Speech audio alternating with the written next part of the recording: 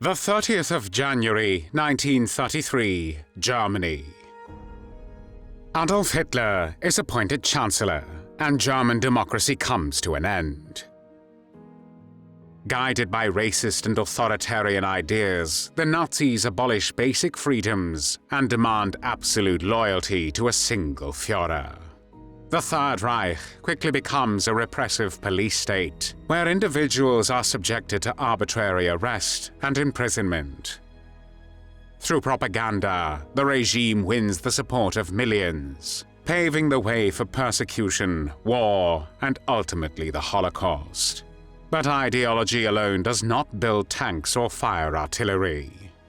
The Nazi war machine depends on steel, coal, and capital, and on the industrialists who supply weapons, finance expansion, and profit from human suffering. As the war escalates, forced labor becomes the engine of the German economy, and millions of people are forced to work under harsh conditions in factories and mines where many are worked to death. Among those who benefit most is a man who inherits one of Germany's greatest industrial empires, personally oversees the use of concentration camp inmates as slave laborers, and deliberately moves production to Auschwitz to exploit concentration camp prisoners and forced labor. His name is Alfried Krupp. Alfred Felix Alvin Krupp von Bohlen und Halbach was born on the 13th of August 1907 in the city of Essen, then part of the German Empire.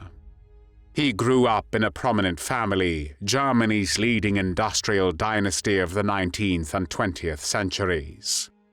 The Krupp family built the cannons, battleships, and steel that powered the German Empire's rise, and their close ties to the imperial court were sealed when Kaiser Wilhelm II agreed to become Alfried Krupp's godfather. The First World War, which lasted from July 1914 to November 1918, ended in German defeat. Krupp was 11 years old when the Kaiser abdicated and the German Empire fell. Economic crisis and political instability followed, and by the early 1930s the country was in turmoil. On the 30th of January 1933, Adolf Hitler was appointed Chancellor of Germany by President Paul von Hindenburg. By that time, Alfred Krupp had already been a supporting member of the Nazi paramilitary organization, the SS, for 2 years. He was also a member of the National Socialist Flyers Corps, a paramilitary aviation organization of the Nazi Party, in which he ultimately held the rank of Standartenführer, an equivalent to a colonel in the US Army. Krupp studied engineering, and in 1935 he joined the family business, Fried Krupp AG, initially working in the company's headquarters in Essen. In 1937, Krupp married Anneliese Lampert, with whom he had one son, Arndt, but the marriage ended in divorce 4 years later. In December 1938, Krupp became a member of the Nazi Party, joining at the personal request of Adolf Hitler. The Second World War started on the 1st of September 1939, when Nazi Germany invaded Poland. During the war, Krupp maintained close contacts with Armaments Minister Albert Speer and other high-ranking members of the Nazi regime. He expected economic advantages from his support for the Nazis. Krupp was part of a business elite that was willing to exploit German war successes and occupation rule for their own benefit. On the 16th of May 1940, just 6 days after the start of the German invasion of France and the Low Countries, Krupp met with industrialists from the Ruhr region in the city of Düsseldorf to discuss the future of confiscated factories in the occupied territories. Alfried Krupp was responsible for the dismantling of factories in the territories occupied by the German army, the Wehrmacht, and their reconstruction in Germany, and was awarded the War Merit Cross first and second class. Krupp was indispensable to Hitler's war machine. The company produced the essential tools of modern warfare: armor plate for tanks and warships, artillery guns, tank hulls and turrets, shells, and parts for fortifications. Its main plant in Essen, the Gustahlfabrik, was not a single factory, but a massive complex of nearly 100 facilities dedicated to armaments. Krupp also built submarines at its shipyard in the port city of Kiel on the Baltic Sea, and manufactured finished guns and tanks at another plant in the city of Magdeburg. Without Krupp's steel and engineering, the German military could not have sustained its rapid invasions or equipped its divisions. The company did not simply follow orders. It designed, developed, and mass-produced the weapons that made Hitler's aggressive warfare possible.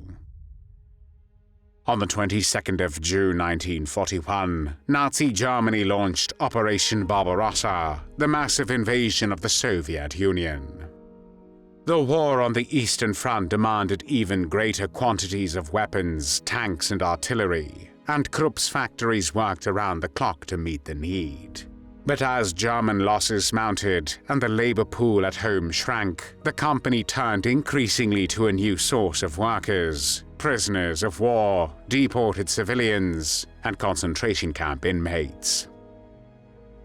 According to evidence presented at the Nuremberg trials, the entire Krupp enterprise consisted of about 80 separate plants within Greater Germany. Between 1940 and 1945, the company employed nearly 70,000 foreign civilian workers, almost 5,000 concentration camp inmates, and more than 23,000 prisoners of war.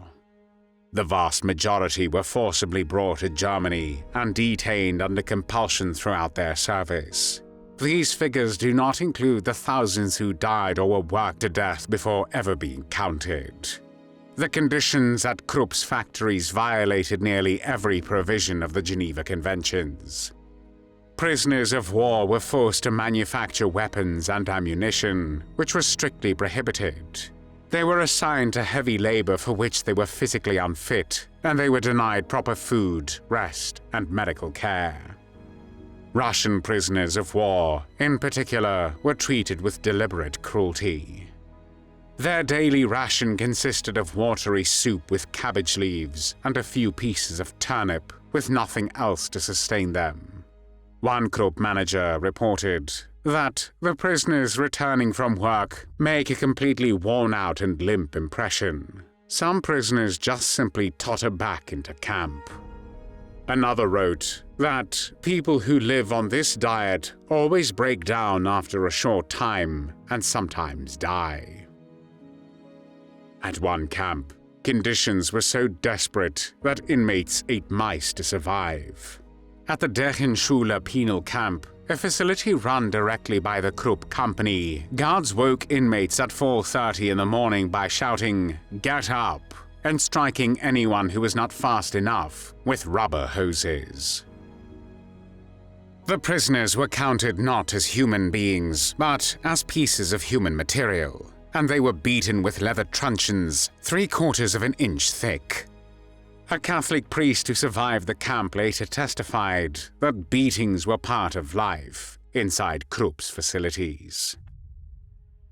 In one workshop, a Russian prisoner was beaten to death, and no action was ever taken against the culprit. Even the most vulnerable were not spared. At Camp Werder, about 30 kilometers from Essen, the Krupp company housed the infants of Eastern workers who had been forced into its factories. Of 132 babies received at the camp, 98 died of malnutrition. Older children, some as young as 6 years old, were put to work alongside adults in the Krupp plants. Perhaps the most shocking example of Krupp's cruelty involved 520 young women, all of them Jewish, aged between 15 and 25, who had been deported from Hungary, Czechoslovakia, and Romania to Auschwitz. Krupp officials traveled to the camp, personally selected these women, and brought them to Essen, where they were forced to work in a heavy steel mill known as Rolling Mill 2. They received one meal of soup and bread per day, slept on straw on a damp cellar floor, and marched for miles through the streets of Essen in wooden clogs or barefoot, wrapped in torn blankets against the cold. When the Allied armies approached in March 1945, Krupp shipped them to the Buchenwald concentration camp. Their fate after that is unknown. A Krupp guard named Ernst Wirtz was later convicted of his brutality. The evidence against him included beating Eastern workers, both male and female, with a wooden board and rubber hose, waking them up with a water hose, throwing a French civilian down a stairway, and ruthlessly beating a Russian prisoner of war with a four-edged piece of wood, which resulted in death from head injuries. Wirtz testified that he was asked by the plant management to beat people, and that it was general knowledge in the plant that the management tried to maintain work discipline through physical mistreatment. On the 11th of April 1945, less than 1 month before the end of the Second World War in Europe, American troops arrested Alfried Krupp. The Allies had originally intended to put Krupp's father, Gustav, on trial at Nuremberg, but doctors declared the elderly man too ill and weak to stand trial. Instead, the Americans charged Alfried Krupp and 11 senior employees of the company in a separate case known as the Krupp trial.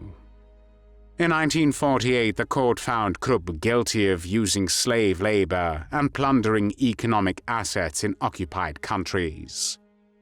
He was sentenced to 12 years in prison and the confiscation of all his property. The judges also accused him of planning a war of aggression, but they acquitted him on that charge, ruling that his father had still been in charge of the company before the war. Krupp served only a fraction of his sentence. In January 1951, the U.S. High Commissioner for Germany reconsidered the case and decided that it was unfair for Krupp to be the only war criminal to have his property confiscated. The order was revoked. His sentence was reduced to 6 years, and he was awarded £30 million in compensation, an equivalent to 1.5 billion United States dollars today. Krupp walked out of prison a free man and had the last laugh. Years later, in an interview with a British newspaper, Daily Mail, a reporter asked Krupp if he felt any sense of guilt. He replied, "What guilt? For what happened under Hitler? No. But it is regrettable that the German people themselves allowed themselves to be so deceived by Hitler." Following his release from prison, Krupp remarried in 1952. His new wife, Vera, received a spectacular gift from the family fortune, a 33-carat diamond ring, a jewel purchased with money built on slave labor. Vera later divorced Krupp, kept the ring, and eventually put it up for auction. In 1968, at an auction in New York, Richard Burton, the actor and Elizabeth Taylor's husband at the time, bought the diamond for $307,000 and gave it to his wife. Taylor, who was Jewish, later explained why she cherished it.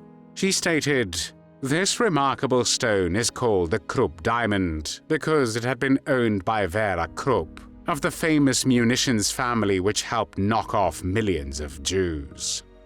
When it came up for auction in the late 1960s, I thought how perfect it would be if a nice Jewish girl like me were to own it."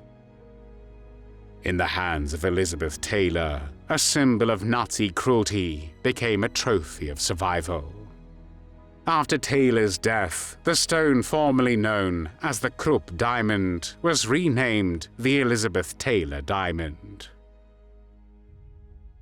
Alfried Krupp was 59 years old when he died on the 30th of July 1967 in Essen, West Germany. The official cause was heart failure resulting from lung cancer. His funeral was attended by top German politicians, including then Federal President Heinrich Lübke, who apparently saw no contradiction in honoring a convicted Nazi war criminal. Thanks for watching the World History Channel. Be sure to like and subscribe, and click the bell notification icon so you don't miss our next episodes. We thank you, and we'll see you next time on the channel.